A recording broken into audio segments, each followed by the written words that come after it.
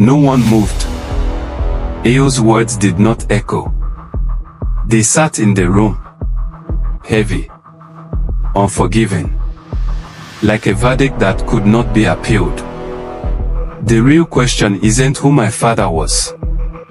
It's who among you is not his child at all. The clock on the wall ticked loudly. Tick, tick, tick. Each sound felt like accusation. The Balogun house, once filled with power, pride, and controlled silence, now felt small. Too small to contain what had just been unleashed. Ton's lips trembled. Tola's eyes darted from face to face. Kemi felt her heart pounding in her ears. Yemi stared at the floor, motionless. And Madame Funk. Madame Funk slowly lowered herself into the chair behind her, as if her legs had finally given up on her. Ton burst out laughing. Not a joyful laugh.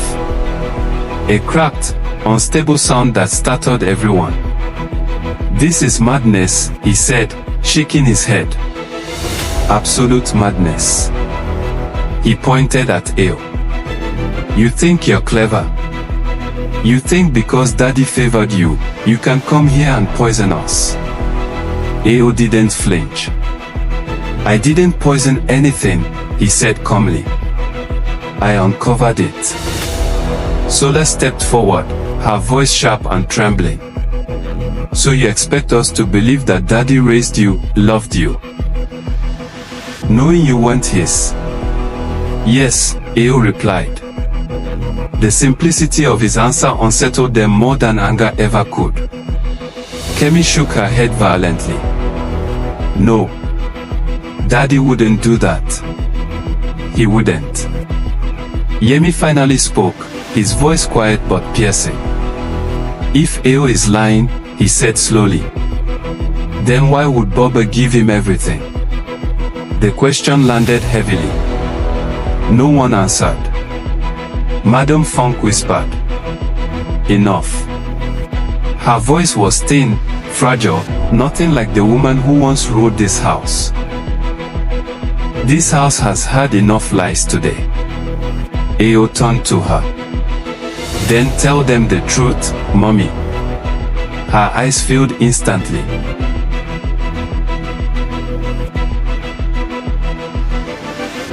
Ton stepped closer to her.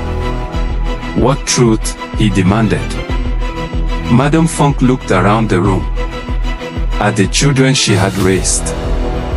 At the secret she had buried. "Your father was not a perfect man," she said slowly. Tola scoffed. "That's the oldest excuse in the world." Ayo spoke again. "When Baba told me the truth," he said. "He said something else." Everyone turned to him. "He said blood can bind, but it can also deceive." Kemi swallowed. "Deceive how?" Ayo's eyes moved from face to face. "One of us," he said quietly, "was brought into this family under falsehood." The room seemed to tilt. Tola froze. "You're lying." Yemi narrowed his eyes. "Did he tell you who?" Ayo shook his head. "No. He said the truth would expose itself." Madame Funk suddenly stood up. "Stop." Her voice cracked violently. "Please, stop." The desperation in her voice terrified them.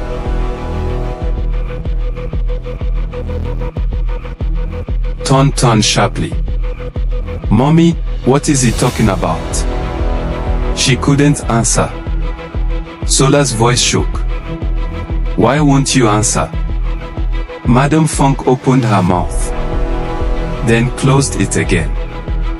That silence did more damage than any confession could have. Kemi burst into tears. "Mommy, please. I can't breathe." Yemi stepped back slowly. "If this is true," he said, Then everything we know about ourselves is a lie. Ao nodded. That's exactly what Baba feared. Ton slammed his fist against the wall. So he destroyed us instead. Ao met his eyes. He tried to save us from worse destruction.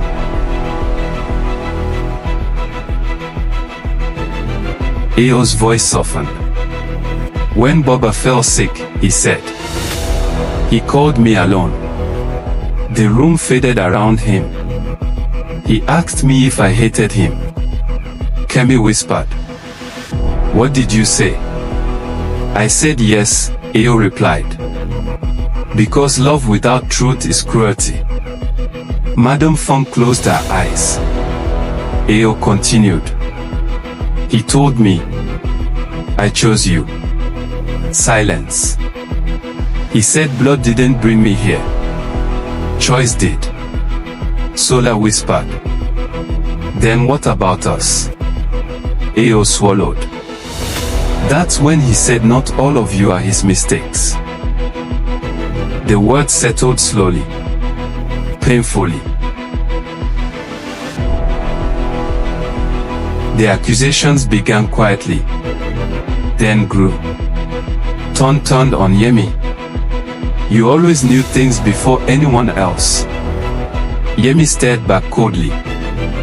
You think I wanted this? Sola laughed harshly. What if it's Kemi? Daddy always protected her. Kemi screamed. How dare you? Madam Funk shouted. Enough. But it was too late. The seed had been planted. Every look became a question. Every memory became evidence.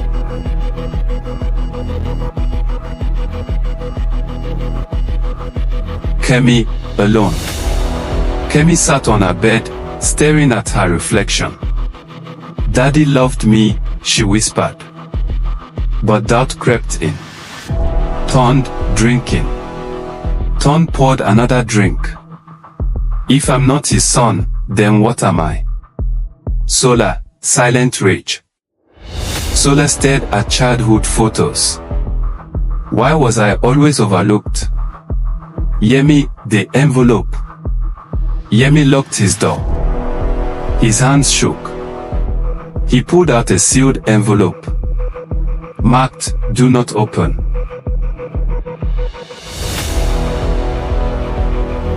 Morning came.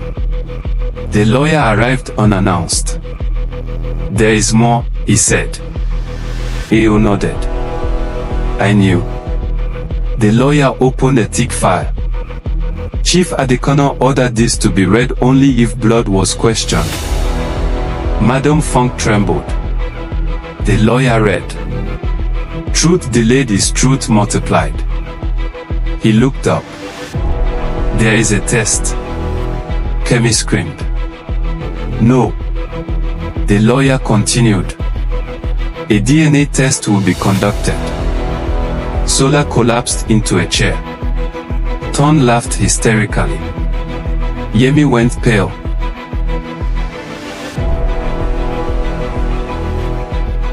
Madam Funk stood slowly.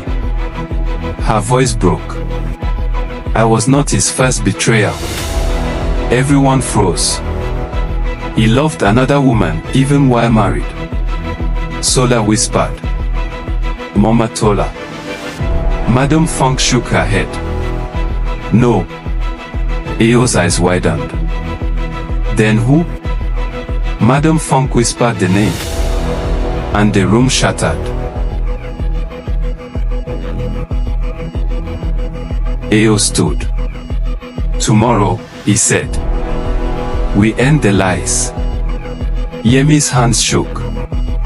Because he already knew. And time was running out.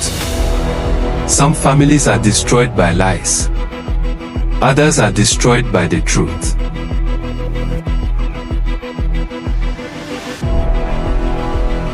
Shadows of Our Blood.